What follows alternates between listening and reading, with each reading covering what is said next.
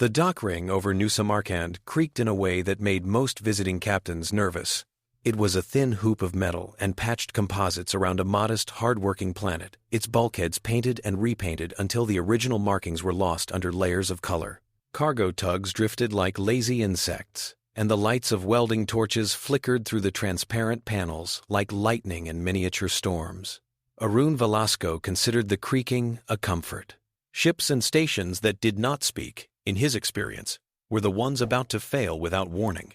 At 3 p.m. station time, during a minor temperature swing that warped the ring just enough to whine, he lay prone in a service cradle under a rusting freighter's power bus, shoulders wedged between struts, fingertips feeling for the hairline crack he knew was there. The owners of the freighter had argued with him about the cost of replacing the entire bus assembly. Arun had not argued back. He had simply listened to the hum through his gloved palm and decided, "There you are, you little liar," he muttered. The crack was smaller than his smallest tool bit, invisible to the naked eye. Someone else might have trusted the diagnostic readouts. Arun trusted the change in sound when the ship cycled from standby to burn mode, the fractional stutter that told him electrons were taking a path they should not. He slid the custom sensor wand from his belt and clamped it onto the bus. The readout blinked in soft green, confirming stress without yet tripping official fault thresholds. He imagined the freighter dropping into FTL, the bus heating that extra fraction, the crack widening, the bus arcing. Maybe not on the first jump, maybe on the second, but it would arc, and when it did, the owners would be dead. "Velasco," crackled the suit comm, mag clamps of the cradle buzzing faintly as station magnetic fields shifted.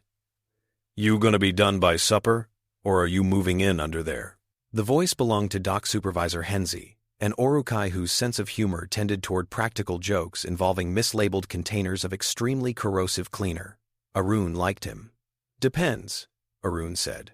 "You want this crate to make it off the manifest alive?" A pause. He imagined Henze's mandibles flexing as he considered station liability. "You found something," Henze said. "I always find something. This one's big. I need a full bus replacement. I can patch it to limp as far as the inner system, but you let them jump on this, and you'll be repainting the berth with them." Another pause, followed by a resigned clack Arun had come to recognize as Orukai for fine. "Be that way. Do it right," Henze said. "I'll get the owner to sign off, or I'll tell him the berth is closed and he can argue with vacuum." Arun grinned, even though no one could see him. "Sent you the parts list already." He wrenched himself out from under the bus, the cradle's grav compensator whining as it shifted his weight. Through the transparent maintenance panel overhead, he could see New Samarkand, all blues and browns and streaks of cloud, turning slowly beneath them. The sight still hit him sometimes, even after years up here. The casual miracle of a whole world, just there, under his boots. He had grown up down there, on the tail end of a family line that had voted yes to every colony petition that came their way. His grandparents had chased red soil and thin air. His parents had chased this orbital ring when it was new, persuading regulators they could keep diverse ships flying with nothing but spare parts, coffee, and sheer bloody-mindedness. They had been right more often than they had been wrong. He was called a mechanic, but what he really was, what his family had been, was a translator between machines and people. He listened to the groans and whines and hums, the micro-vibrations coming up through his bones, and he heard meanings. He floated free of the cradle, boots clamping to the deck with a thought. The freighter's captain zoomed along the walkway toward him on a mag scooter, face flushed with indignation. "You're shaking me down," the captain said without preamble. "Station told me you grounded my ship unless I signed for a full bus refit. I had that bus serviced last year. Another inspection would have passed it. You're inventing faults." To his credit, the captain was less angry than scared.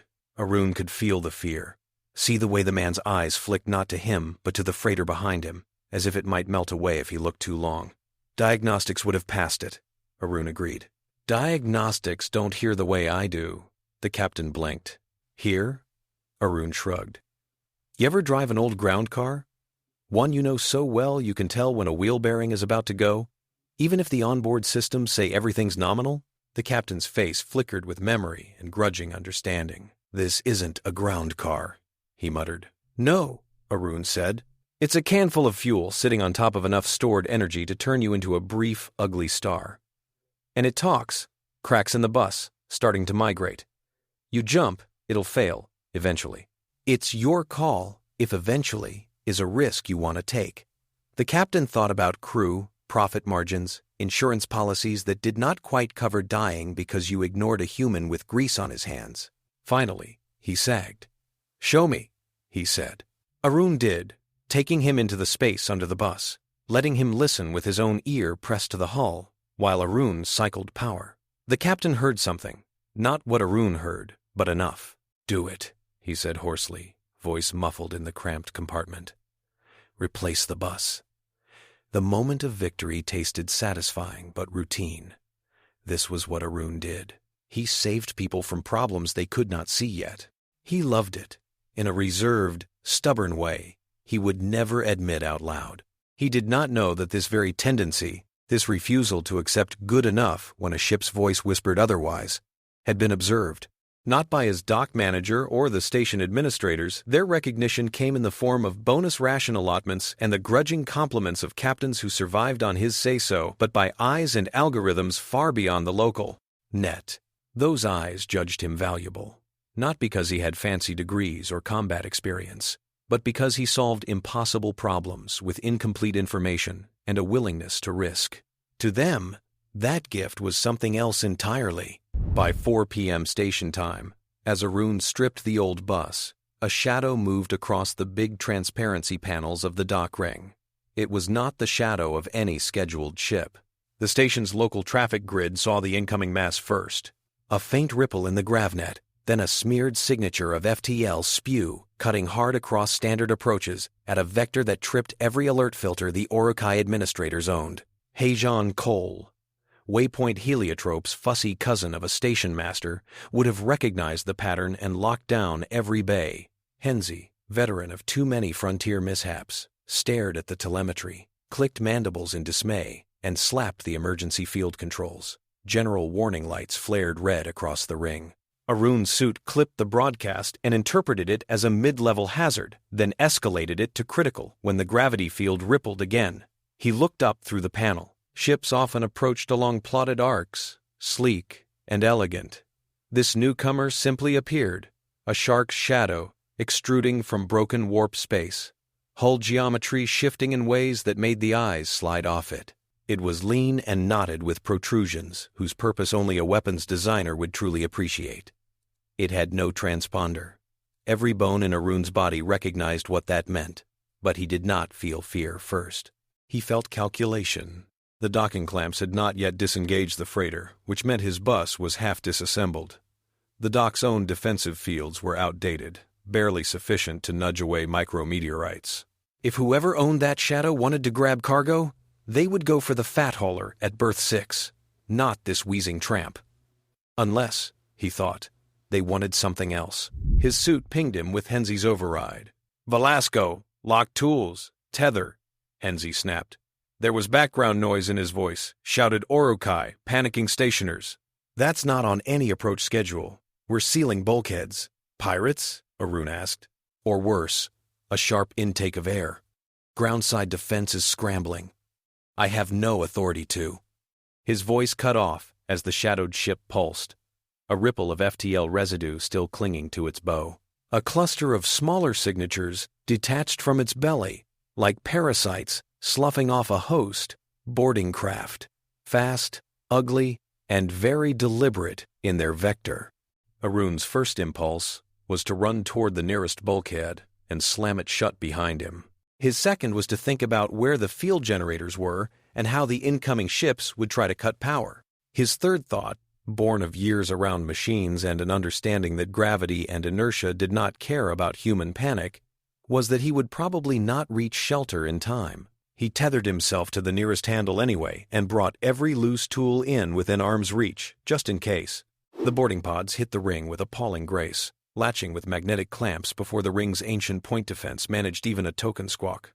Cutting torches flared along seam lines the Urukai engineers had never expected anyone to exploit. The first pod opened like a flower, and Zevar spilled out. They were tall, narrow-bodied, digitigrade, their faces covered with smooth chitin masks that had only small apertures for eyes, nostrils, and a disturbingly delicate feeding proboscis. Their armor looked as if it had been grown rather than forged, a flexible carapace etched with consortium symbology that glowed faintly in the station lights. Arun had seen Zevar before, but never up close. Most preferred to hire intermediaries for surface dealings, staying cocooned inside their elegant ships and letting contracts and credit flows do the dirty work. This unit came with weapons drawn. A spray of non-lethal projectiles hissed down the corridor, slapping into anyone unfortunate enough to be in the way. Arun saw a dockhand flail in 0G as impact foam enveloped him, hardening in an instant, immobilizing him. Zevar moved around the statue of a man with barely a glance. They were not here to slaughter. They were here with a purpose. One broke off from the main group, its eyes fixing unerringly on Arun where he was clipped under the freighter's belly. It raised something that looked like a cross between a net gun and a medical instrument. Arun understood then. Not cargo. Not random hostages. Something about him, or about people like him. He made a decision. If they wanted him alive, deadweights had advantages. He kicked off from the deck, spinning deliberately, arms out. The Zevar fired. A web of adhesive microfilaments bloomed, wrapping around his torso and limbs. It burned faintly where it touched his suit, then integrated, stiffening. His own mag boots lost contact with the deck as the Zevar yanked him in. He used the motion to grab one last thing, a battered tool pouch, clamping it between his elbow and his side before the web hardened. The Zevar dragged him toward the pod. As they moved, Arun caught a glimpse through a shattered viewport. New Samarkand's atmosphere was glowing faintly, where orbital defense beams scratched at the intruder's hull. But the returns he could see off the external feeds were not those of a wounded vessel. They were those of a predator mildly inconvenienced by gnats. He felt the vibration through his bones when the boarding pod disengaged and was reeled back toward the waiting ship. For a brief moment, as the docking ring shrank behind him, Arun thought he saw a flicker of a human ship's drive signature on the far side of the orbital lanes, just cresting the horizon. Then the Raider's FTL envelope flexed, space trembled, and the stars smeared into streaks. The human ship, whoever they were, would be too late. On New Samarkand's orbital control net, the last clean image of the Raider's underside was tagged and copied and forwarded along encrypted channels to anyone whose job it was to care. One such image landed in the tactical display of the UNSS Calder. Captain Raul Sumikawa studied it at 5 p.m. shipboard time, thumb rubbing the edge of his service ring in a habit that spoke more of restless thinking than nervousness. The Raider's profile was unmistakably Zevar, but wrong in its details. The bow flare where its phase ribbon fields emerged was too large for the ship's mass. Auxiliary coils bulged in odd places. There were asymmetries in its FTL wake that did not match known consortium models. He turned toward his sensor officer, a quiet woman with hair braided tight against her skull. "Run that again," he said. The display replayed the Raider's FTL transition, this time with diagnostic overlays. Space-time stress lines bent in ways that made the tactical AI add a cautious red overlay. "Illegal modifications?" Sumikawa asked. "Beyond that," the sensor officer said, "whoever built that drive didn't care about long-term structural fatigue. They're pushing it well past standard sign-offs." Teo Armitage, intelligence officer and perpetual skeptic, leaned forward in his chair, eyes narrowing. "That's not a pure Zevar signature," he said. "They've grafted something else on there." He brought up another file, one sealed under multiple levels of clearance. "I've seen a very similar distortion in classified test logs." Sumikawa's attention sharpened. "Project Farcast," he said. Teo nodded once. "Portions of the harmonic structure match the experimental envelope from the early Farcast window tests. Not exact, but close enough to suggest someone's working from stolen or parallel research." Sumikawa felt a hot beat of anger form under his sternum. Project Farcast had been dangerous even under controlled conditions. An attempt to generate stable zero-length FTL tunnels using carefully shaped gravity waves. It had succeeded in creating tiny, unstable apertures that could wink two locations together for milliseconds. The funding had been cut after an accident. and most of its data had been buried. If someone had rebuilt that work, weaponized it, and married it to a raider's greed, it would not just be a human problem, it would be everyone's. New Samarkand? He asked. Frontier colony, Teo said. Orbital ring, mostly civilian, no meaningful defense. We have confirmation of at least a dozen abductees, mostly crew. One human identified by station logs as Arun Velasco, mechanic, last seen at berth 6. Sumikawa glanced at the clock hovering above the tactical board. Time of abduction, time of transmission, time of his own receipt. Every delay hurt. Consortium interests are going to call this a rogue, he said. They'll disavow. Teo's mouth twisted. Probably. But the raiders heading into the terminus reach. No one goes there without backing. Too much spatial turbulence. Too many old rumors about what's in the dark. Sumikawa knew the rumors. Dead ships found embedded halfway into solidified FTL echoes. Coordinates that no longer map to real space. Ghosts, some spacers muttered. Constructs, the more educated whispered. He turned to the center of the bridge, where the main holo displayed the local volume of space. New Samarkand, a small dot on the edge of human influence, the ragged boundary of the terminus reach, a foggy bruise beyond. He made the decision quickly. There were political consequences, but he judged them less severe than the consequences of doing nothing. Plot and intercept, he said. We're going after them. The bridge crew hesitated for a fraction of a second, then moved.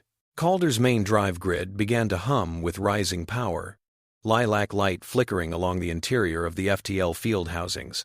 Teo's console pinged with an incoming diplomatic priority channel. Ambassador Hadiyah Nambu, waypoint heliotrope, he read. She's already seen the footage. She requests, in the politest possible language, that we do not take unilateral action inside the reach. Put her through, Sumikawa said. Hadiyah's face appeared, projected slightly larger than life above the comms pit. She was not wearing the formal uniform of the Stellar Secretariat, just a muted shirt and a scarf wrapped loosely around her neck as if he had caught her between official duties. Her eyes were sharp. Captain Sumikawa, she said. I assume you're looking at the same files I am. Yes, we're going after them. Her jaw clenched briefly. He saw annoyance, concern, and something like resigned admiration cycle across her expression. If you take a human warship into the terminus reach and engage what appears to be a Zevar vessel and whatever else might be there, the Koran ascendancy will scream about encroachment, she said. The Palathi Directorate will smile and take notes. The Zevar Consortium will insist you be censured regardless of whether this raider is deniable. You will start something I will spend the rest of my year cleaning up. The alternative, Sumikawa said, is to let whoever stole Farcast Tech haul a human citizen and whoever else they grabbed into a region known to contain at least one uncharted megastructure and hope the universe behaves itself. She sighed softly. The omniscient eye watching her knew that behind the sigh, she was rapidly cataloging possible fallout and weighing it against her understanding of Sumikawa's character. He was not reckless by nature, but he had a line beyond which inaction became intolerable. That line had been crossed. I won't try to stop you, she said. I'm not sure I could, even if I had the right codes. Her gaze tilted slightly as she consulted some off-screen briefing. But I will ask you to send every scrap of sensor data you get, real time. I have channels to Palathi and Orokai observers who might be able to restrain their own hotheads if they feel included. I'll stream whatever we see, Sumikawa said. If there's something alive and ancient in the reach, we should have witnesses. Try not to die in a way that proves all their worst prejudices about human recklessness, she said. If you can avoid it. He smiled faintly. No promises. He cut the channel before she could decide whether to laugh or swear. The omni-computers at Calder's heart spun up. In the engine section, Magda Kovarik listened with half her mind and adjusted staffing with the other. She knew she would need her sharpest techs on the phase ribbon manifolds and gravitic spines. She also knew that if Project Farcast echoes were in play, she might be facing unknown harmonics that could peel a ship like fruit. She walked through the humming corridors, boots clanging on deck plating, and thought about why she had taken this posting. Frontier patrol was supposed to be dull. Endless escort duty. The occasional show the flag at Orokai markets. Nothing that would overtax her beloved systems. She felt a thrum in the deck, an anticipatory shiver. "Old girl's excited," she murmured, patting a bulkhead. The ship, of course, did not hear, but something in the structure rang with her voice. Arun Velasco, halfway across a warping stretch of space inside a Raider's FTL envelope, could have told her what that kind of sound meant. Inside the harvester of quiet, there was no sky, only metal. The Zevar ship's interior corridors were narrow and oddly contoured, as if grown around the anatomy of its builders. Arun had been dragged through them, still wrapped in the filament net, only partially able to see. The world was a blur of bioluminescent panels, chitin walls, and faint, low-frequency vibrations that made his teeth ache. They dumped him in a compartment barely large enough to stand in. The net hardened into a temporary frame, pinning him to a wall. A Zevar with more ornamentation on their armor and a slightly more elaborate mask than the others stepped into view, studying him with black, compound eyes. Their titles did not translate neatly, but Arun would come to know this one as Controller Vassh. At that moment, he only knew that Vassh had the comfortable stillness of someone used to giving orders and having them obeyed. "Human mechanic," Vassh said, their spoken standard crisp, but inflected oddly. "Designation Arun Velasco. Dock ring New Samarkand. You will assist our technicians. You will not attempt sabotage. Failing compliance, you will be spaced. Does your language understand these conditions?" Arun's heartbeat stuttered, but not in panic. He parsed the statement, the implicit admissions. They knew his name, his occupation. They had targeted him, not taken random hostages. They wanted him to work, which meant they valued him alive. At least for now. "I understand. Assist. Sabotage. And spaced," he said. His throat was dry. "I have questions." Vassh tilted their head, curious despite themselves. "You question your captors?" "Frequently," Arun said. "You kidnapped me for my job. I figure that entitles me to ask why you care what I can do with a broken power bus." The Zevar's proboscis flexed faintly in what passed for amusement among their kind. "Your species displays unusual improvisation," Vassh said. "You solve problems without complete data. You treat catastrophic risk as a tool. My analysts have correlated this with what appears to be a minor capacity for predictive intuition. You are here to see whether this translates to our purposes." "You think I'm psychic?" Arun said, incredulous. "Your vocabulary is imprecise," Vassh said dismissively. "Nevertheless, your kind performs well under conditions where my specialists require extensive preparation. We have limited time where we go. You will assist." "Where are you going?" Arun asked. If Vassh had possessed eyebrows, they would have risen.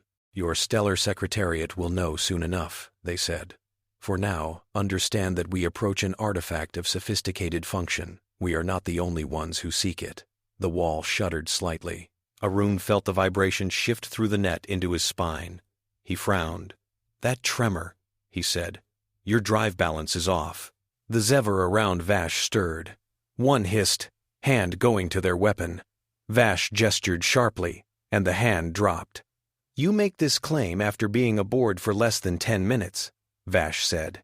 "It's not a claim," Arun said. "I can feel it. You're getting a standing wave along your gravitic spine. It's probably within tolerance now, but if you're planning on pushing your FTL field in unstable space, it'll stack. Something will overheat or crack. You'll get a harmonic runaway. You have no access to diagnostics," Vassh said. He did not mention that the diagnostics were partially lying. An internal subroutine had been quietly suppressing some warnings to avoid alarming the crew before the raid. Humans, Vassh knew from consortium profiles, responded poorly to panic. "I have ears," Arun said, "and bones, and experience. If you want me to assist you with your sophisticated artifact, you might want to keep your ship in one piece until we get there." Vassh studied him. The omniscient observer saw the chain of thoughts behind that unreadable mask. Vash's awareness that the Harvester of Quiet's drive had indeed been behaving erratically during their latest tests. The fact that consortium support craft were far away, and that aborting the mission now would cost Vash prestige they could ill afford to lose. The tantalizing possibility that this human, plucked on the basis of statistical analysis and a handful of anecdotal reports, might actually be useful. "We will test your assertion," Vash said. "If you are correct, you may live long enough to regret assisting us." They gestured. The net around Arun softened, then snapped away, retracting into the device in one Zevar's hand. Blood rushed back into his limbs with pins and needles. Arun forced his shoulders to relax. His instinct was to bolt, but there was nowhere to bolt to except a wall and a low-gravity corridor filled with armed aliens who did, for the moment, see him as an asset. "Fine," he said. "Show me your engine room." The Harvester's drive chamber was more organic than any human design. The phase ribbon coils themselves were familiar gravitic loops arranged in nested spirals, power feeds snaking through armored conduits, but they had been embedded in a latticework of extruded material that looked disturbingly like fossilized coral. Pulses of bioluminescence chased one another along conduits, the way nerve impulses ran through flesh. At the center was the gravitic spine, a long, segmented rod aligned with the ship's axis. It thrummed on a level that made Arun's fillings ache. He circled it slowly, technicians watching him with a mixture of suspicion and reluctant hope. He ignored their eyes and listened. Online, the spine hummed in a way that felt slightly offbeat, like a song with a missing note. There was an extra pulse every third cycle, a tiny hitch. "How often do you recalibrate under load?" he asked. One Zevar tech bristled. "We do not recalibrate under load. That would be reckless. Your protocols are fine for normal space," Arun said. "But you're heading into turbulence. You have to assume you'll get external disturbances. If your baseline is already off, those disturbances will stack. You won't see a problem until it rips something open."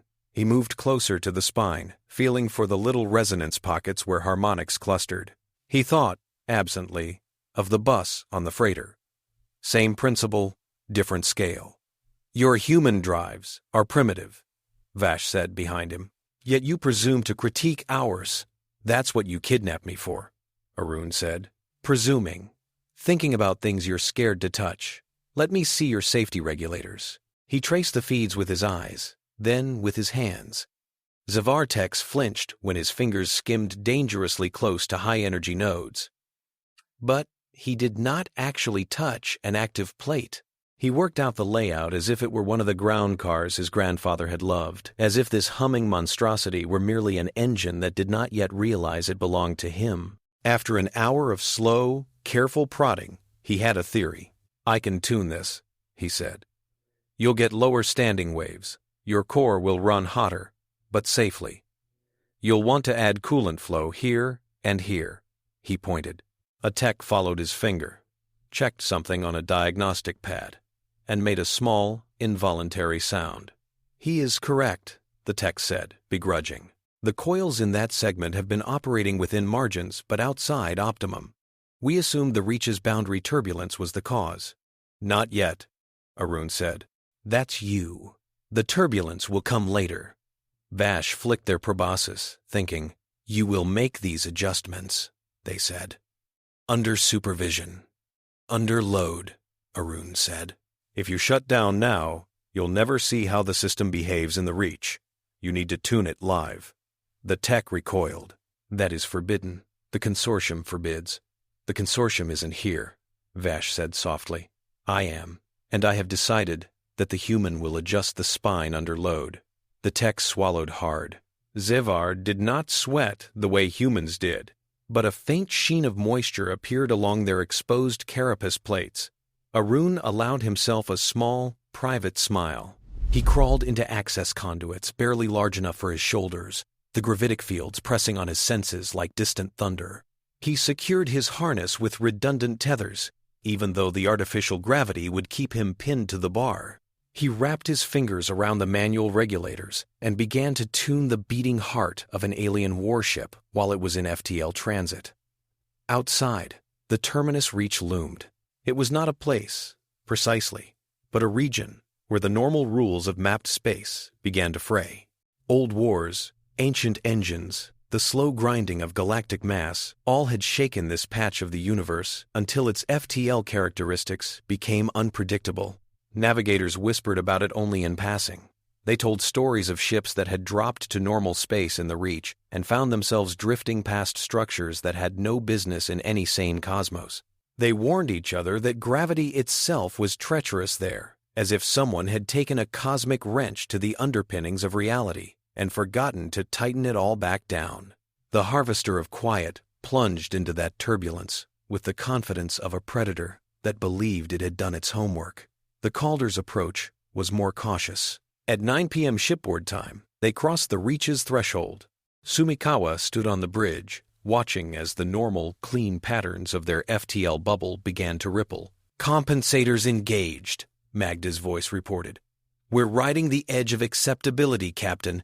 There are some weird cross-currents. Nothing we can't handle yet." "Yet," Sumikawa echoed. "Sensor range? We're getting a lot of noise," the sensor officer said.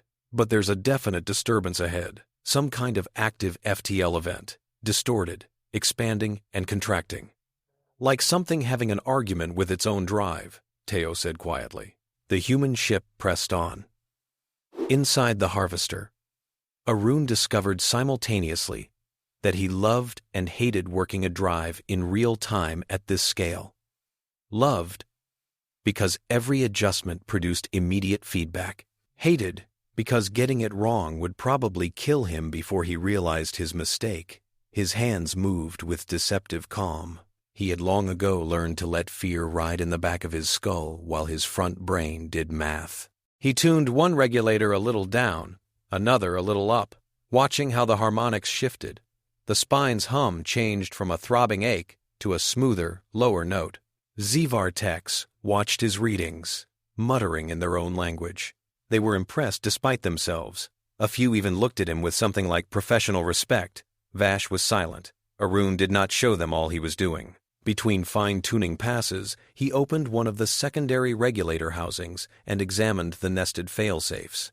They were redundant to the point of paranoia.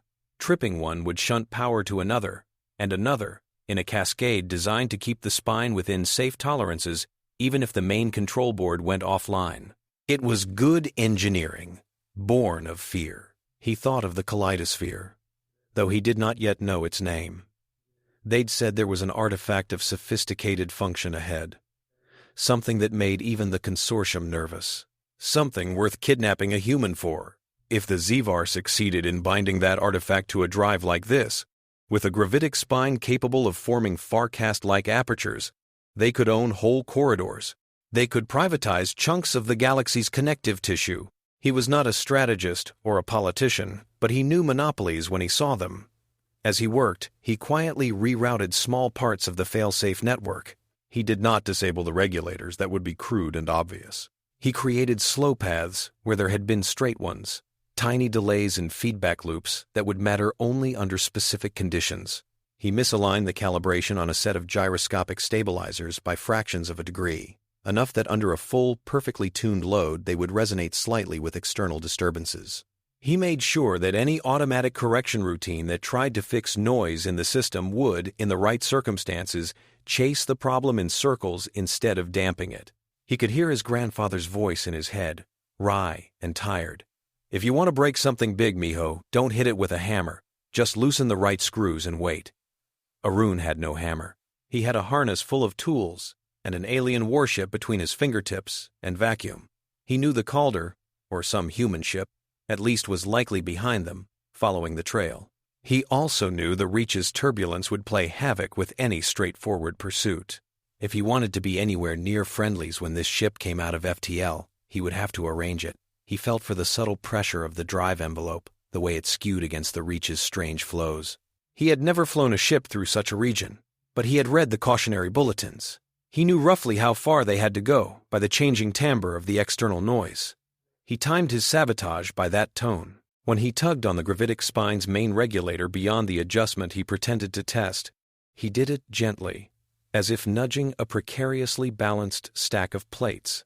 The hum flipped, briefly, to a discordant chord.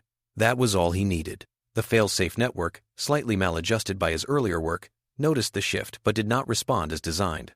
It tried to route power around the perceived fault, but his subtle path changes fed that rerouted energy into a loop that built constructive interference instead of bleeding it off. Within a few seconds, the ship's field geometry tilted into an unstable configuration. Normally, alarms would have triggered, cutting power hard and smoothing out the waveforms before anything catastrophic happened. Now, the alarms fired, but their signals reached actuators moments too late. On the bridge, Vash's eyes widened as status icons flashed red across their console. Core stability? They snapped. Dropping, a tech said. Phase ribbon cohesion fluctuating beyond predicted parameters. Still within absolute tolerances, but the next words were lost in a groan that went through the harvester's bones. In the spine conduit, Arun felt gravity twist sideways for a heartbeat.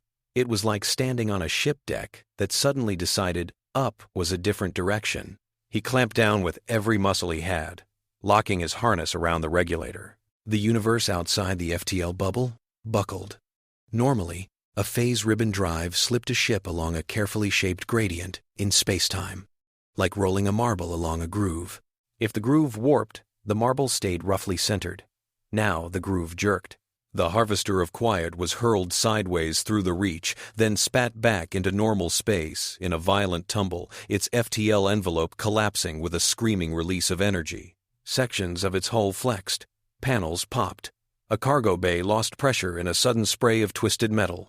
Gravity flickered, went light, then crashed down again.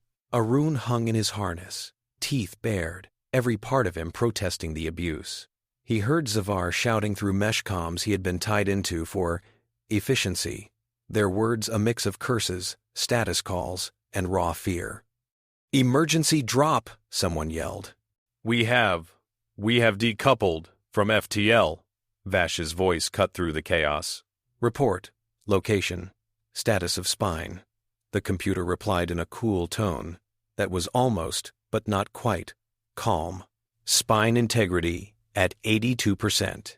Phase ribbon manifolds experienced an unscheduled resonance. We have translated to normal space. Coordinates unknown. Gravitic readings suggest proximity to a large mass. On the Calder's bridge, alarms pinged. Magda watched as their sensor forecast of the raider's path shuddered, then bloomed with a sudden, messy flare. "They just blew out of FTL," she said. Like they hit something." "Location?" Sumikawa asked. "Working it," the sensor officer said. "The reach makes triangulation messy, but there." A set of coordinates shimmered into focus. Rimward of the Kaleidosphere's projected anchor point. The word fell into the bridge's air like a dropped wrench. "Is that official nomenclature?" Sumikawa asked. "No," Teo said. "That's what the Palathi papers called it. It's more a metaphor than a classification." He brought up an image from a Palathi probe that had not quite dared approach. The structure that resolved might once have been symmetrical, but now it was a wild bloom of arcs and shells, refracting local starlight into rainbow spines. The Calder cruised toward a dynamic, shifting construct the size of a small moon, its surfaces constantly reconfiguring in ways that defied conventional geometry. The Kaleidosphere. "I thought it was further in," Sumikawa said. "So did every sim," Teo murmured. "Something's pulled it outward, or it's grown." The omniscient observer knew that the Kaleidosphere's apparent movement was not purely spatial. Its internal routing of FTL pathways made its position a matter of perspective. But to human senses and instruments, it now loomed closer, like a storm swept toward a coastline. The harvester drifted near its outer shells, belly scorched, some compartments venting gas and debris. On the Raiders' bridge, Vassh kept themselves very still because if they allowed themselves to tremble, their crew might panic. They realized in that moment that the human they had taken had been both right and wrong. He had warned of imbalance. He had tuned their systems. He had, somehow, made them both safer and more vulnerable at once. His fingerprints were on the adjustment logs. Vassh considered spacing him out an airlock in front of the crew to reassert control. They dismissed the thought for two reasons. The first was practical.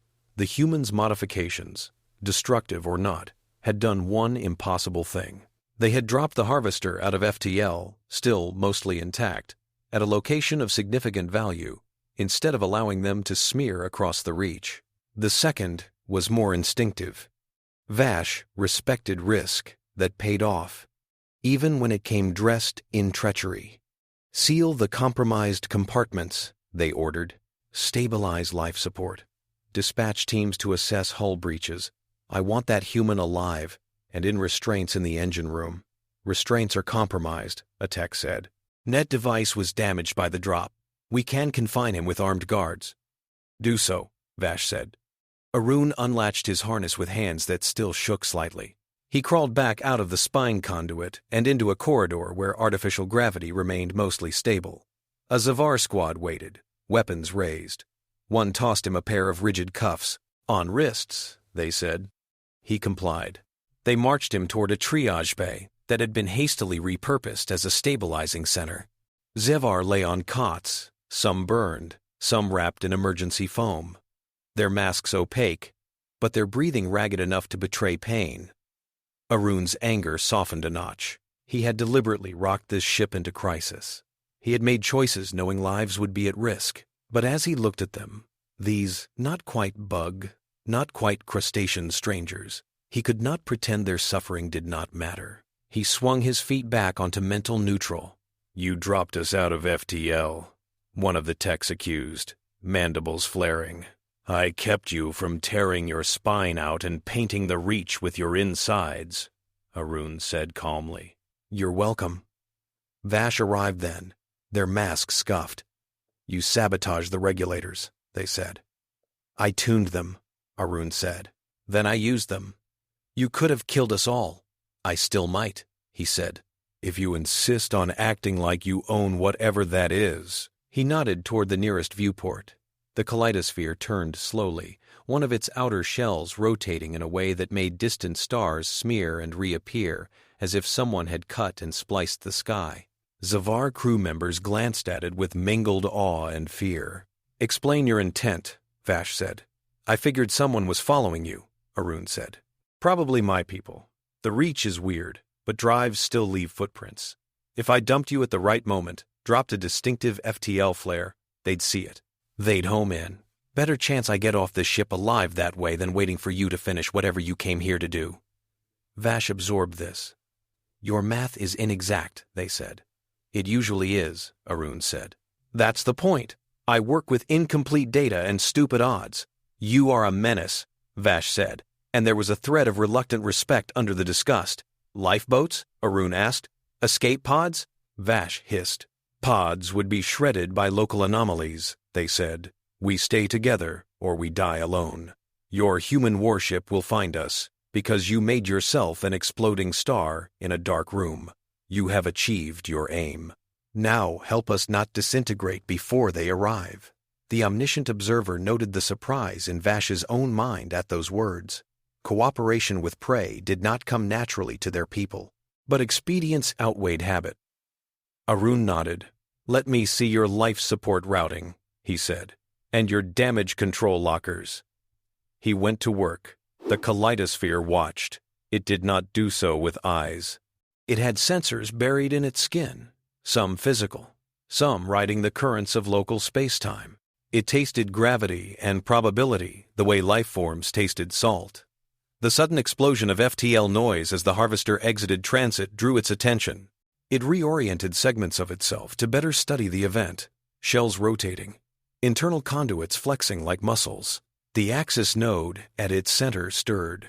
For eons, by human reckoning, the axis node had slept in a low-power mode, maintaining only minimal functionality. It had been programmed by its builders, long gone now. To test, to observe, and to open pathways when conditions were met.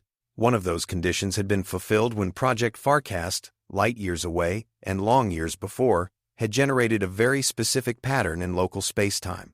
The axis node had registered a faint echo, too weak to act on, but sufficient to adjust its watch parameters.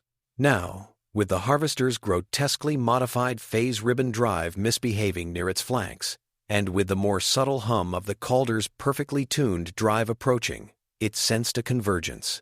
It sent a query through dormant channels, a knock on the invisible walls of its own prison. Who is there? Space answered with vibration. At 11 p.m. ship time, the Calder exited FTL on a trajectory carefully calculated to keep it far enough from the Kaleidosphere that its own drive fields would not be warped beyond compensation. The view from the bridge was dizzying.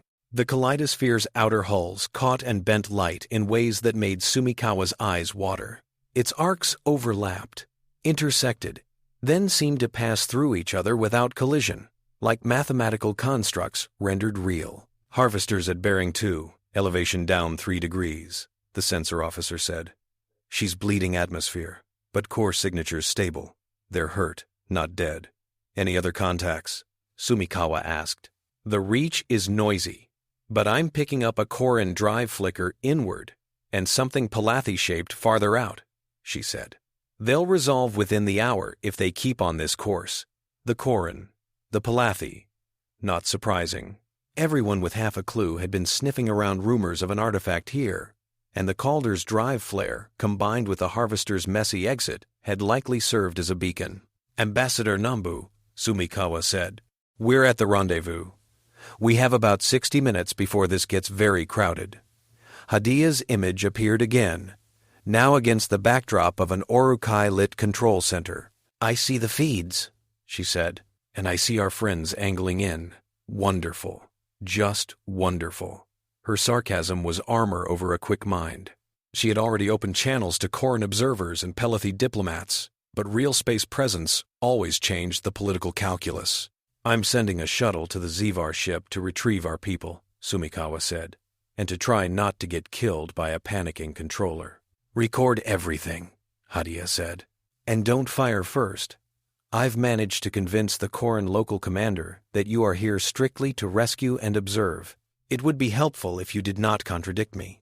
No promises, Sumikawa said again, but his tone was lighter now. He signaled to the bay officers. Noor, you're up, he said. Noor Elbaz, dropping her spoon into a mug of coffee in the mess, grinned as the alert pinged. She had been simmering with boredom on this patrol and was starting to fear her skills would rust.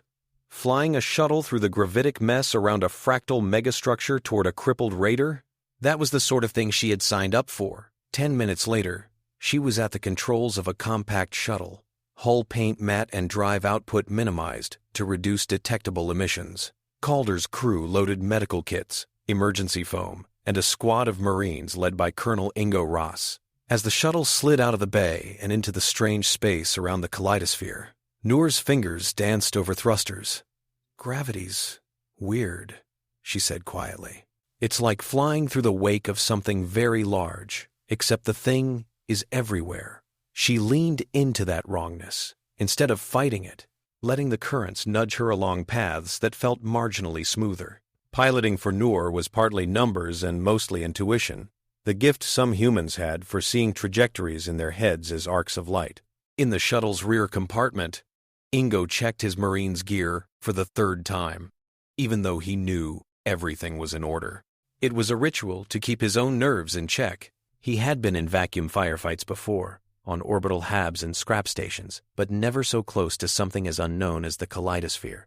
Part of his mind was alert to the possibility that the structure would unleash some ancient defense. Another part focused on more immediate concerns. Zevar with guns, damaged corridors, the need to get his people back. On the Harvester, emergency klaxons had faded to a sullen hum. Zevar crews had stabilized leaks, patched breaches with expanding foam and emergency plating, and triaged the wounded. Arun had spent the last hour alternately helping jury-rig air scrubbers and lying flat on a grated deck listening to bulkheads for stress creaks. His cuffs had been removed when it became clear they got in the way of his work. He had caught glimpses of the Kaleidosphere through portholes and camera feeds, but he had not let himself stare long. There was something about its motions that made his inner ear rebel. He felt the incoming shuttle before the structural sensors did, a faint, different rhythm thrumming through the hull. A human drive signature had a timbre that no Zevar or Palathi engine quite shared. He looked up, eyes narrowing. They're here, he said aloud. A wounded Zevar on the next cot over hissed. How do you know? They rasped. Because I've heard that drive in dockyards my whole life, he said. Human design has a flavor. Moments later, the harvester's external sensors confirmed an approaching craft. Vash's command bay lit up with warning icons. Unidentified shuttle on vector from human warship, an officer reported. Open a narrowband channel, Vash said. I will speak to their captain. Sumikawa appeared on a secondary display, his expression controlled. Controller Vash, he said. This is Captain Raoul Sumikawa of the United Nations Stellar Secretariat Patrol Frigate Calder. You have aboard a citizen of ours and other abductees from New Samarkand. We intend to retrieve them. We have no desire to fight you or impede your operations here. He was lying about the latter, but his voice was smooth. Vash considered the human's face. They had expected fury, threats, perhaps a demand for surrender. This measured declaration was interesting. You accuse us of abduction, Vash said. You board illegally. We respond in kind. Yet your mechanic works in my engine rooms, saving my ship. He is complicated. Humans often are, Sumikawa said dryly. We can discuss comparative ethics later. Right now, I have a shuttle on approach carrying Marines and medics. They will board and extract our people. You will not interfere. This is my ship, Vash said, a note of cold pride in their voice. I could erase your shuttle with a thought. You could, Sumikawa said. And then, in response, my government would share every detail of your modified drive signature with the Koran and the Palathi. They would bring not one ship, but fleets, to dismantle what's left of your operation here. You came to steal something. How much do you want to lose it? Vash's mandibles flexed in irritation. The omniscient observer saw their calculus, the damage already sustained, the proximity of a priceless artifact, the looming drive signatures of other species. They did not want to fire the first shot under so many watching eyes. They especially did not want to give the Koran an excuse to posture. Very well, Vash said grudgingly. Your shuttle may dock. Your soldiers will limit themselves to retrieving your people and providing assistance with stabilization. If any attempt is made to compromise my ship's remaining defenses or access core systems, we will respond without restraint. Understood, Sumikawa said. Transmission ends. He cut the channel and exhaled slowly, knowing he had just committed to a delicate walk between law, pragmatism, and optics. Noor guided the shuttle into a ragged docking collar that had been field-welded over a charred breach. In the viewports, the Kaleidosphere's reflections danced on cracked armor. Docking clamps thudded. The airlock seals hissed. Indicators cycled green. Ingo palmed the inner hatch control. Remember, he told his Marines, Zevar are not targets unless they make themselves targets. Our job is to get our people out and keep everyone else from dying in the meantime. Do not give their controller an excuse to get twitchy. He stepped through into a corridor that smelled of burnt composites and antiseptic. Zevar soldiers met them, weapons uplifted, but not quite aimed. Their masks hid expressions, but body language was stiff. Arun was waiting near a bulkhead intersection, flanked by two smaller Zevar who looked as if they were not sure whether to guard or defer to him. He looked tired, clothes smudged with alien coolant and soot.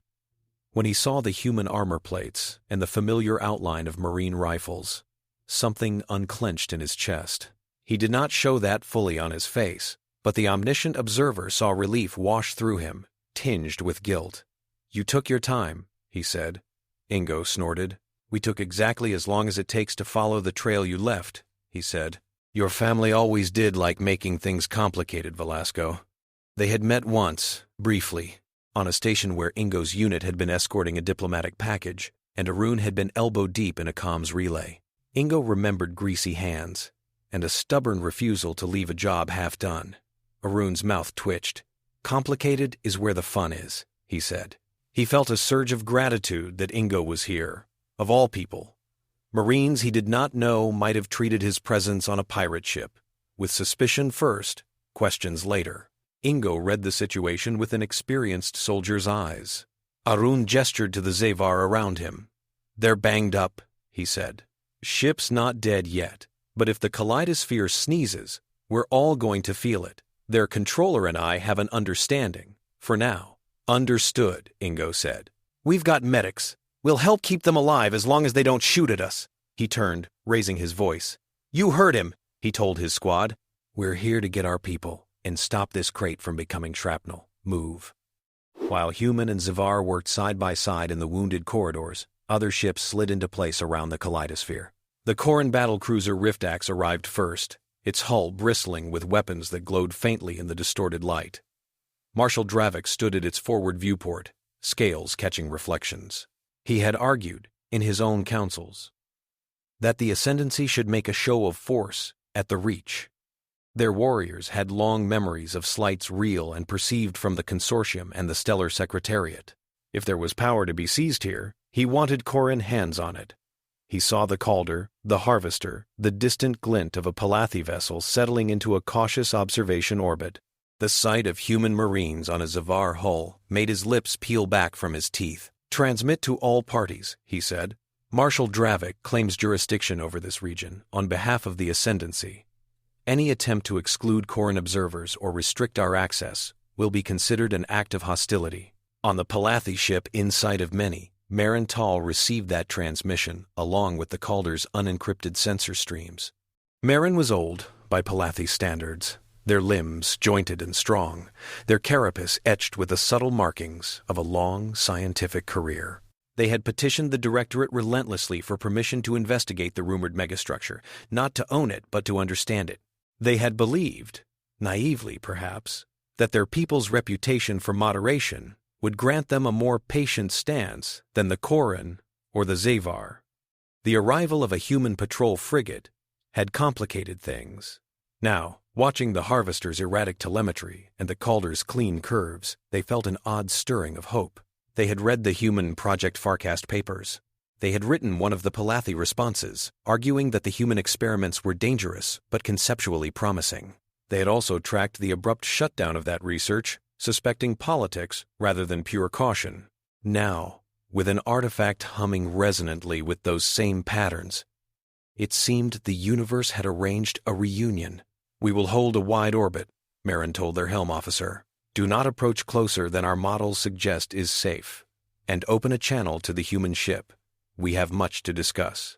Ambassador Nambu accepted that call, eyes tired but alive with strategy. Within an hour, there was a tenuous network of communication threads between the human, Palathi, Koran, and Zevar representatives. They did not trust each other. They did not even fully understand each other's stakes. But they did understand one thing. The Kaleidosphere was awake, and it was beginning to do something. Local gravity twitched, then settled into a new pattern. Light from distant stars bent into arcs that did not match known models. Internal to the structure, the Axis node amplified its query. Is someone there who can answer? Liyun Barasa, standing in Calder's science bay, watched the data scroll across her screens. Her dark eyes flicked rapidly, her fingers a blur over controls. Captain, she said into the comm, we're getting structured FTL fluctuations from within the Kaleidosphere, not random noise. These look like signal patterns. Like what? Sumikawa asked. Like someone found a way to talk by wiggling gravity, she said. There's a repeating sequence here that's very close to the waveform we got from the early Farcast window. Tio, listening in, straightened. You think that thing recognized the Farcast signature from the Raider's drive? He asked. No, Liyun said. I think it recognized it from ours. Our project poked the dark a long time ago. Something is now poking back. The omniscient observer tasted her mix of excitement and dread. She had devoted years of her life to equations that most people considered esoteric. Being vindicated like this, as a giant alien construct responded in her familiar language, was intoxicating. It was also terrifying. Her mind ran ahead, enumerating failure modes. What do you propose? Sumikawa asked. We can answer, she said. We can shape our drive fields to respond. We have the code lying around, metaphorically speaking. We'd be the first to actually have a conversation with this thing, if we're quick. Teo spoke before Sumikawa could. Captain, if we do that, we're not just observing anymore, he said. We're opening our engines up to a foreign AI. We don't know what it will do with that vector. Leun's jaw tightened. If we don't, the Koran or the Zevar will eventually try, she said. They'll be cruder. The artifact might respond defensively, or it might prefer their approach. We have a chance to define the communication protocol, to build in safety, or at least to tilt it our way. Sumikawa weighed their words. He had always been a man who listened to his experts, even when they disagreed. His mind made a quick list: risk of losing ships and lives versus risk of allowing others to seize an uncontested technological advantage. The ethical question of awakening an alien AI weighed heavily, but so did the knowledge that it was already awake, whether they engaged or not. We consult with the others, he said. Ambassador Nambu will need a position to sell. Hadiyah listened as Leun laid out her plan and the underlying physics. She absorbed the Koran's snorted dismissals, the Palathi's cautious enthusiasm, the Zevar's suspicious interest. Then she played the card only humans could play sincerely. Look at what my people have done, just in the last day, she said, voice level.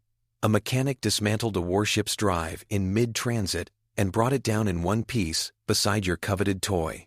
My captain brought a lightly armed frigate into the Reach to stand between you and another round of escalation. We are reckless, yes. We are also very, very good at not dying when we make insane choices. She watched their reactions. The Koran bristled, half impressed and half offended.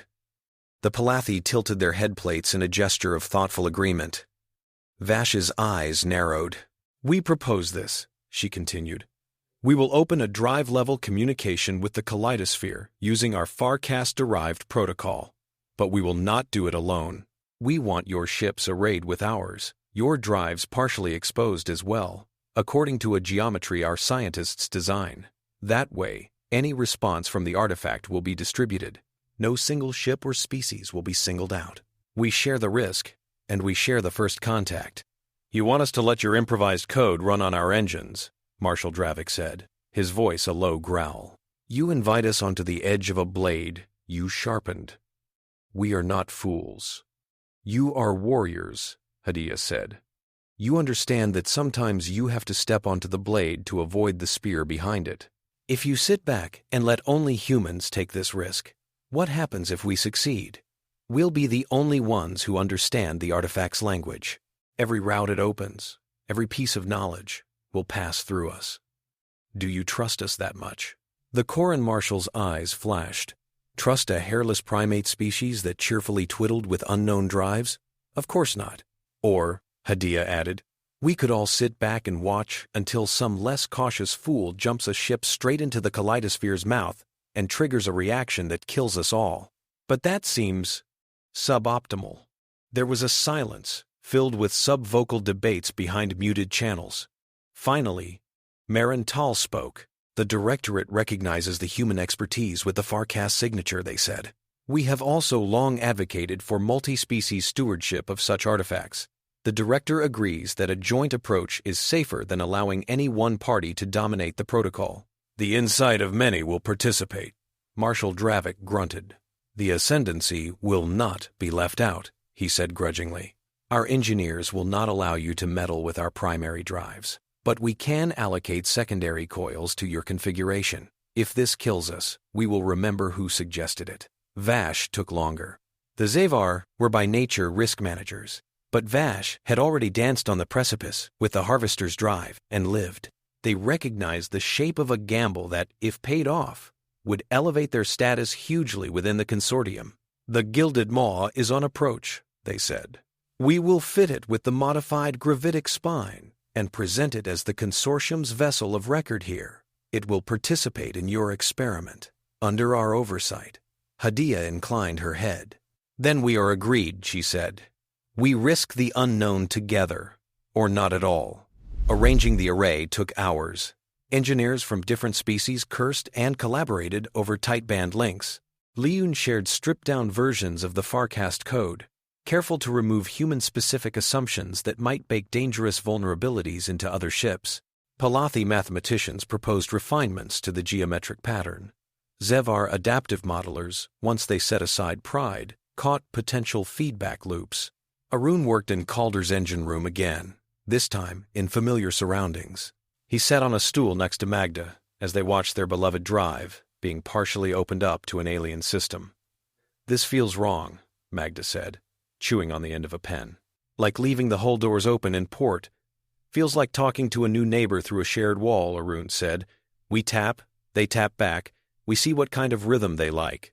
He felt an almost personal curiosity about the Axis node. It was, in a strange way, the ultimate machine.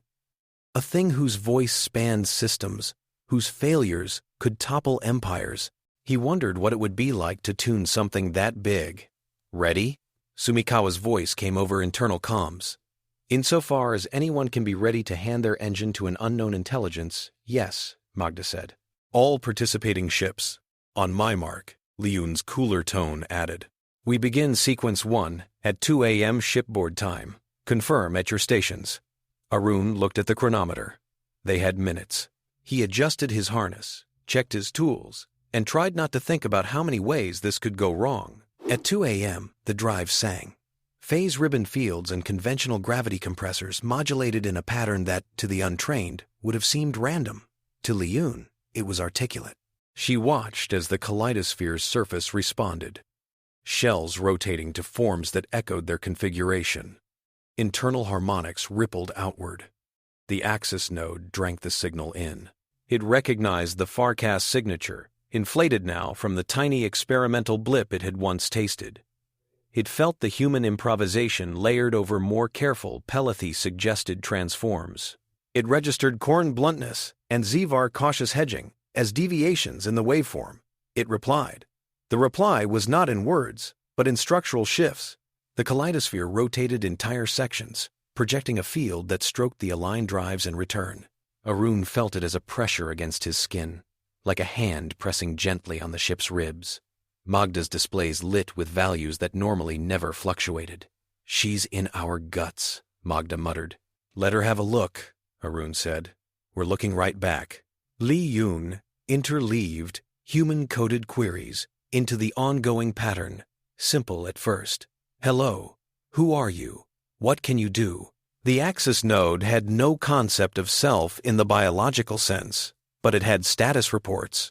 It replied with a summary of functionality and constraints. It spoke in a compressed, dense code that would have been unintelligible without the Farcast scaffolding. Through the joint effort, they made sense of fragments. Network node, pathway optimizer, steward. It projected a map, initially limited to the local sector, showing strands of FTL corridor radiating through space.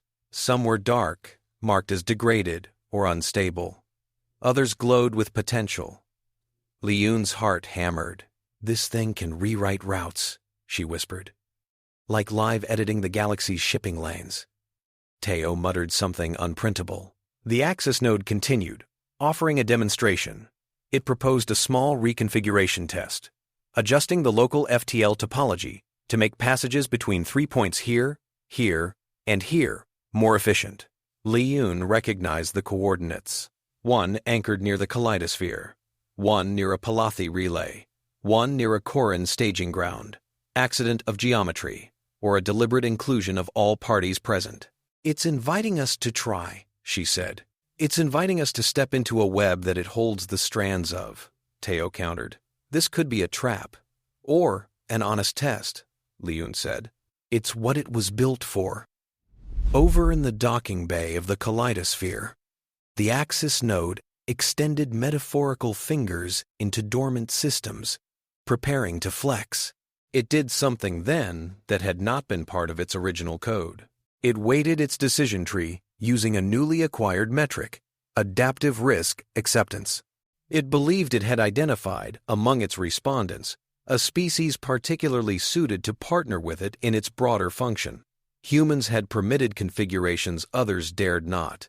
They had taken lead roles in a shared risk scenario. The node marked them as primary candidate for dynamic operations. It did not intend this as favoritism. It was simply following its parameters. Back in the political channels, an argument broke out. The Zevar wanted assurances that their shipping lanes would not be undermined. The Koran wanted explicit guarantees that no routes would be silently closed to their military. The Pelethy wanted to establish a council before any further changes were made. Hadiyah listened, then cut through. "We are not going to get every assurance we want before doing anything," she said. "Meanwhile, that construct is gaining information about us with every second we hesitate. We need to show it we can make decisions under uncertainty. That's what it seems to be testing. And you would have us jump because you enjoy jumping," Vassh said. Hadiyah's eyes narrowed. "No," she said, "because if we don't set the precedent that these route changes are negotiated and shared, the first entity that convinces it to flip a switch unilaterally will own us all." Ingo's Marines, standing by for boarding contingencies, watched feeds and remained silent. Arun listened from Calder's engine room, jaw tight. He understood something about machines that the diplomats might miss. Once you gave a system a taste of what it could do, it was hard to convince it to do less later. They had woken the Axis node. Now they needed to teach it that its power came with constraints. He toggled his comm to Magda and Liyun. "If this thing is like any control system I've ever worked with," he said, "it learns more from what we actually do than what we say. If we all freak out and back off now, it might log multi-species cooperation fails at first, hurdle and adjust its expectations. If we push through and manage the risk, it might trust us with bigger levers. Just saying." "An engineer's ethics," Liyun said wryly. "Solve the problem in front of you. Worry about the implications at 3 in the morning. "It is 3 in the morning, Arun said. "Ship time." She hesitated, then laughed softly. Point taken. In the end, it was humanity that stepped forward first. Sumikawa authorized Calder, and, with remote assent from higher command, sped through Hadiyah's channels, the UNSS Palimpsest, to be primary participants in the test. The Pelothi insight of many followed. The Zevar Gilded Maw joined grudgingly, enticed by the potential prestige. The Koran RDF cruiser committed secondary systems, unwilling to be wholly left out. The Axis node prepared the Prime Tessera for activation. What followed was no longer a polite conversation. It was surgery. Drive outputs climbed to levels they would normally never reach outside of full FTL transit, but they did so in strange, partial patterns. Rivers of gravitic energy licked across hulls. Feedback threatened to howl through poorly damped paths. Magda's hands flew as she redirected power and locked down misbehaving coils. Arun moved among panels like a conductor, listening for that offbeat note that would say catastrophe was building. The Tessera unfolded between the participating ships and distant anchor points. Space thickened, then thinned. A region local to them but connected far beyond flickered between states. Sensors went blind in conventional modes. Then new readouts, piggybacking on the Axis node's own telemetry, flared to life. "We're partially inside a farcast window," Liyun said in awe. "Not a tunnel, not exactly. More like a big flat manifold connecting all these points. Try not to think too hard about it." Noor, strapped into Calder's secondary helm, did think about it. She saw the way trajectories kinked, how tiny thrusts would translate into huge apparent movements along the Tessera. She adjusted course in microbursts, keeping their position within the safe band indicated by a flickering overlay she did not entirely trust. On the Gilded Maw, Vash's engineers fought rising terror. Their systems had never been designed to operate in this mode. The only thing keeping them from slamming every breaker was the knowledge that the human mechanic who had once nearly killed them was now feeding them real-time advice on how not to die. "Bleed 30% from your outer coils," Arun transmitted over a crosslink, his voice tight. "You're getting a phase lag that's going to slap you sideways if it syncs with the node's modulation. You are telling us how to keep our ship from breaking," a Zevar tech said. "That's what I do," Arun said. "Keep listening." The omniscient observer noted that this, more than any speech in a diplomatic chamber, shifted some Zevar attitudes.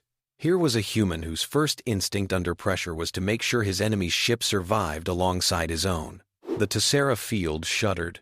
A tremor ran through the grid as an external perturbation, an unmodeled micro-singularity, long wandering through the reach, brushed the edge of the reconfigured topology. The Axis node compensated, but the disturbance rippled back along the participating drives. Critical values spiked. On Calder, every alarm screamed. One of the tertiary coils began to overheat, its containment field thinning. Magda's eyes flew wide. "Dumping a burst from tertiary C will blow the manifold symmetry," she said. "We'll drop off the grid, maybe tear the coil. Not dumping it will cook us in a more interesting shape," Arun said. His mind ran through options. None were good. He made a choice. "Do it," he said, but a little late. Magda glanced at him, then at the numbers. She trusted his instincts in a way she trusted few others. She delayed for a half-second, then triggered the dump. The delay allowed the axis node's correction wave to arrive just as their burst hit. The two perturbed fields interfered, flattening the worst spike but creating a momentary distortion in manifold thickness. Calder lurched within the Tessera, its hull groaning as it slid slightly toward a region of increased stress. Noor yanked the helm, engines whining. From outside, it would have looked like a minor twitch. From inside, it felt like a near-death experience. On the inside of many, Marental watched Calder's readings dance and saw human hands and an alien AI improvising together. "Remarkable," they whispered. Across the array, the axis node adjusted its algorithms, incorporating the unplanned human intervention. It categorized it under adaptive feedback and strengthened its weighting for human input in dynamic scenarios. The test continued. A minute later, though, time stretched oddly in the quasi-FTL environment. The reconfiguration reached its conclusion. The Tessera field settled. New FTL routes, invisible but very real, solidified in the node's internal map. In real space, navigational beacons far from the Kaleidosphere hummed as updated parameters trickled through. Ships nowhere near the reach would, in time, find their courses subtly altered for the better. On Calder's bridge, one by one, the alarms fell silent. The gravimetrics stabilized. The view outside returned to a more conventional depiction. The Kaleidosphere, the other ships, the scrambled stars. Liyun sagged in her harness, relief and exhilaration flooding her. "We did it," she said softly. "We actually did it." Her rational mind immediately began cataloging all the ways it could have gone wrong, and all the questions still unanswered. But she allowed herself a moment of victory. On the Koran ship, Marshal Dravik breathed out slowly. He had half expected to die. Part of him had even welcomed the possibility of a glorious, spectacular end. Instead, he had witnessed humans doing something he would have called madness if it had failed, and genius because it had succeeded. He would speak of this later in his own councils, framing it as both a warning and an opportunity. On the Gilded Maw, Vash's crew let out a collective hiss of return from the void. Vassh themselves allowed their shoulders to relax for the first time in hours.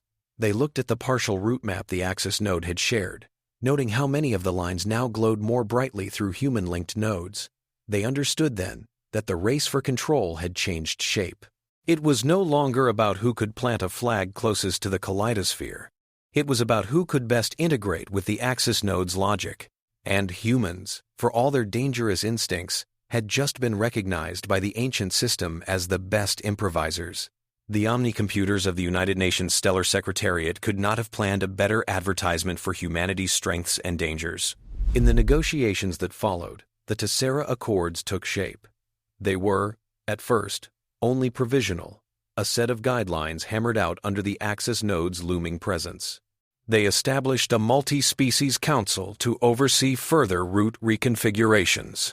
They required that any Tessera operations involve at least 3 distinct species to prevent unilateral dominance. They standardized minimum drive safety protocols and data sharing for ships intending to interface with the node. Hadiyah Nambu ensured that human scientists had permanent seats in the technical subcommittees, but she also pushed to include Palathi, Urukai, and even carefully monitored Zevar specialists. She argued that genuine stability came from interdependence, not dominance. Some of her colleagues in the Secretariat would later complain that she had given away too much, that she could have parlayed humanity's advantage into outright control. She would reply, curtly, that control of a system designed to test adaptability was a poisoned chalice. The moment you froze it under one hand, it would turn on you. As part of the initial implementation, the Axis node requested a persistent human presence at the Kaleidosphere. It phrased this as a recommendation based on performance metrics, but there was a clear preference. Arun Velasco had no desire to return to a quiet job on a dock ring after that. When offered a comfortable posting coordinating drive safety inspections somewhere deep in regulated space, he surprised no one who knew him by saying no. "What would I do?" he asked Magda as they leaned against a bulkhead, watching drones unload the first segments of a modular research and logistics hub that would partially embed into the Kaleidosphere's outer shell. "Put red tags on faulty buses and argue with freighter captains?" Magda snorted. "You'd be bored in a week," she said. "You're already twitchy if a machine doesn't try to kill you at least once a month." He looked out at the shifting arcs of the Kaleidosphere. It still made his head hurt if he stared too long, but he had also begun to read subtle patterns in its motions, the way some segments rotated in response to distant FTL twitches. It was a kind of language, and he was only at the toddler stage. "They want me here," he said. "The axis node, I mean. Liyun showed me the weighting metrics. It likes the way I poke at things." "Of course it does," Magda said. "You're precisely the sort of person its original builders designed it for." "Annoying," he grinned. "Come on," he said. "Don't you want to be able to say you kept a galactic-scale AI from tripping over its own feet?" She rolled her eyes and tossed him a data pad. "Sign the assignment papers," she said, "before someone decides you're too valuable to risk and sticks you behind a desk." He did. Later, after the Tessera Accords signing, after the flurry of media and encoded reports and cautious celebrations, Arun walked alone along one of the new habitat ring corridors being grown against the Kaleidosphere's skin. At 8 p.m. local, the artificial day cycle dimmed. Through a transparent segment, he could see the structure's shells turning, their motion less chaotic now, more purposeful. Colors shimmered in the distance as Farcast-linked routes flickered into and out of subtle visibility. A soft chime in his implant drew his attention.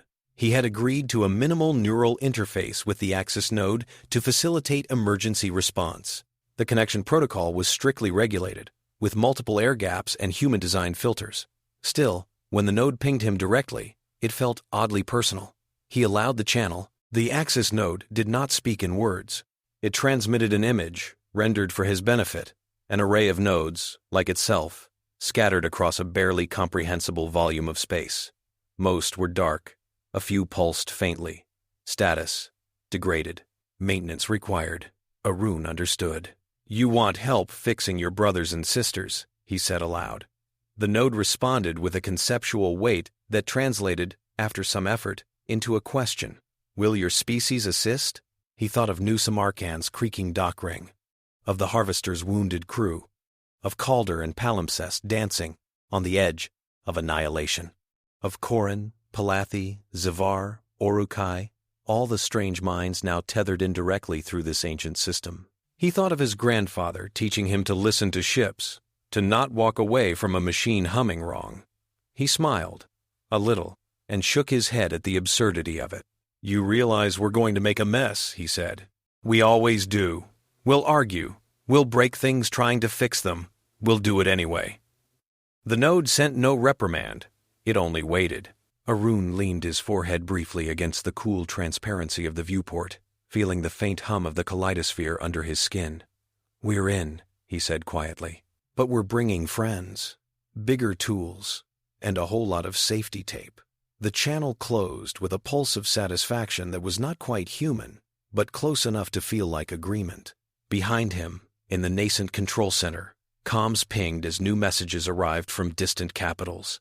Questions, demands, offers. Ahead of him, the arcs of the Kaleidosphere reoriented, as if turning to meet something only it could sense far beyond. The universe had offered humanity a chance to take a wrench to its foundations. To the omniscient eye, it was obvious that the galaxy would never be the same. To the humans walking its decks, it simply felt like the next impossible job.